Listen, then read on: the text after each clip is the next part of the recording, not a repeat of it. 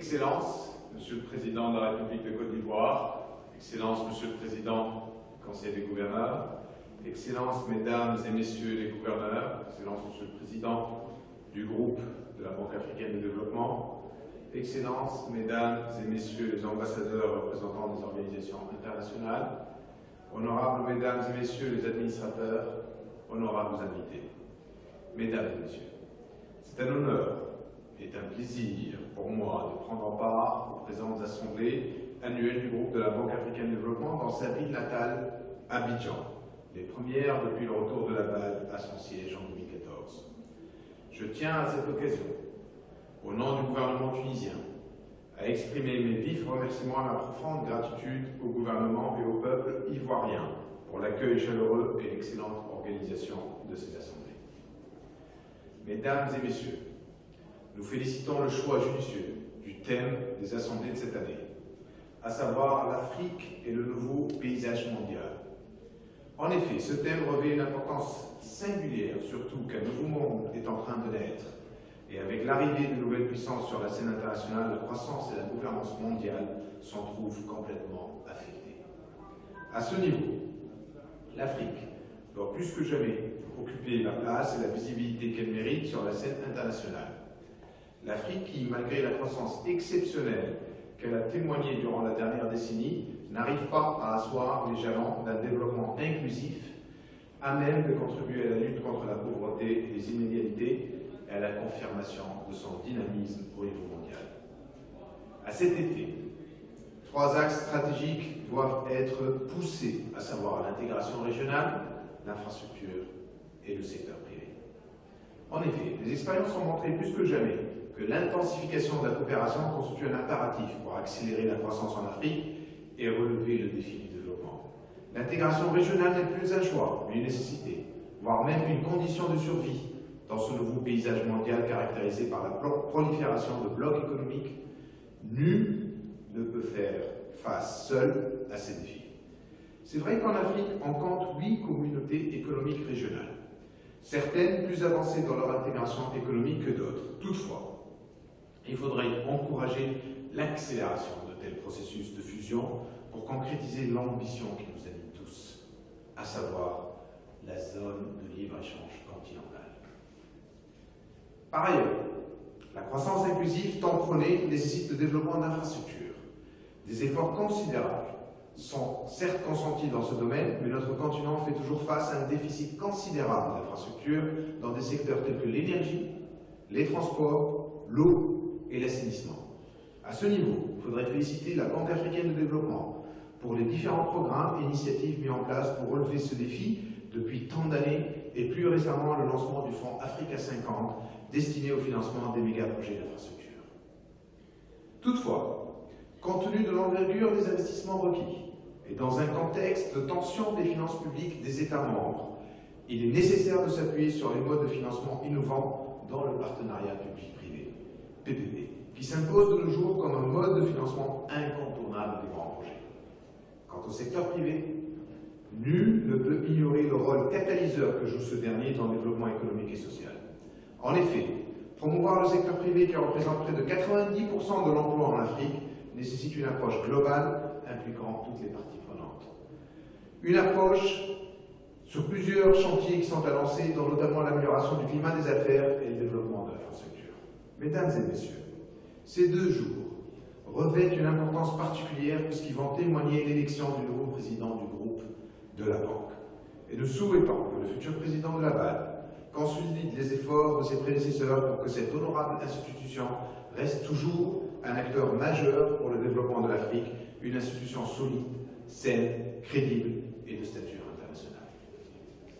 Et permettez-moi à cette occasion, au nom du gouvernement tunisien, d'exprimer mes vifs remerciements et ma profonde gratitude à M. Donald Kaberuka, au terme d'un mandat à la tête du groupe de la BAD qui a laissé ses empreintes dans le rayonnement de notre honorable institution. Ce grand monsieur, dans les qualités humaines et professionnelles, en fait un large consensus autour de sa personne du fait de son engagement ferme et continu en faveur de notre continent. Il a pu et su conforter les fondements de notre institution, améliorer la qualité de ses prestations lui conférer davantage de flexibilité, d'innovation et d'anticipation. En témoigne la solidité financière dont jouit la banque et le maintien de son rating AAA, même dans les périodes les plus difficiles. En témoigne aussi la rapidité de réaction de la banque face aux changements vécus par nos pays. Mesdames et messieurs, la Tunisie, consciente du rôle que peut jouer la BAD en tant que levier du développement pour l'Afrique, a pris l'initiative de se présenter comme candidat à la présidence de notre honorable institution en la personne de M. Jelloul Rayed. Au vu de sa compétence professionnelle, de sa connaissance de notre continent vu son expérience et de ses excellentes relations dans les sphères financières internationales, nous estimons que M. Jelloul Rayed est bien placé pour mener cette noble mission.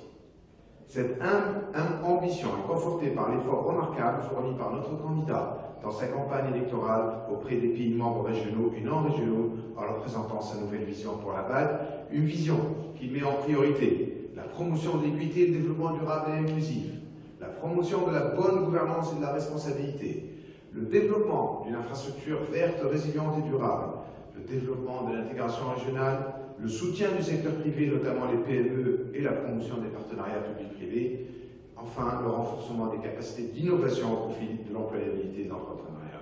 À ce niveau, nous comptons sur le capital confiance dont jouit la Tunisie auprès des pays frères et des amis ici présents pour soutenir notre candidat, tout en souhaitant bonne chance à tous les candidats et que le meilleur gagne. Mesdames et messieurs, la Tunisie a réalisé un grand succès en termes de processus de changement politique, ce qui a fait d'elle un modèle à suivre dans le domaine de la transition démocratique et l'établissement d'un nouveau système basé sur la liberté, la pluralité et l'instauration du principe de l'alternance du pouvoir. L'adoption, en janvier 2014, par l'Assemblée nationale constituante de la nouvelle Constitution, au terme d'un processus de discussion profond et participatif, ainsi que la réussite des élections législatives, ayant mis en place un Parlement pour 5 ans, et les élections présidentielles, ayant élu un président pour 5 ans, constituent un moment historique pour tous les Tunisiens et un pas majeur sur la création de la Deuxième République tunisienne. Toutefois, nous sommes conscients que la garantie d'une stabilité politique fondée sur la démocratie durable ne peut se réaliser sans une transition économique et sociale profonde. Ainsi, il est indispensable de relancer la croissance économique afin de générer le maximum d'emplois et améliorer les conditions de vie des citoyens. C'est pour cette raison que l'action du gouvernement que je représente portera en priorité sur la poursuite des réformes structurelles, surtout qu'il est doté d'une large confiance censée lui fournir le soutien politique nécessaire. Nous avons enclenché un plan qui devrait indiquer la nouvelle trajectoire de développement socio-économique de la Tunisie, fondée sur l'inclusion, l'équité et la durabilité dans le cadre d'une vision prospective de mutation de l'économie tunisienne au regard des défis nationaux et internationaux. C'est dans ce cadre également s'inscrit notre action visant le développement du climat des affaires, le renforcement d'initiatives privées et le soutien d'investissements tant national qu'étrangers. Nos efforts sont centralisés actuellement sur la révision du code d'investissement dans le sens de la rationalisation et de la simplification et la révision du cadre légal de gestion de partenariats public-privé, la réforme de la loi bancaire et des banques publiques, ainsi que la réforme fiscale. Tout en soulignant la phase vécue par notre pays et qui sera cruciale pour le succès de son expérience et son influence dans la région, je tiens à préciser que cette étape nécessite la conjugaison de tous les efforts et nous comptons sur l'appui habituel de nos partenaires de développement, notamment la Banque africaine de développement, qui a été toujours un partenaire privilégié. D'ailleurs, nous sommes fiers du caractère exemplaire de notre coopération avec un portefeuille qui s'est développé au fil des années. Et nous affirmons par l'occasion notre volonté et détermination ferme à hisser cette coopération à des paliers supérieurs. Mesdames et messieurs, pour conclure, permettez-moi de souhaiter une pleine réussite pour vos travaux et je vous remercie pour votre aimable attention.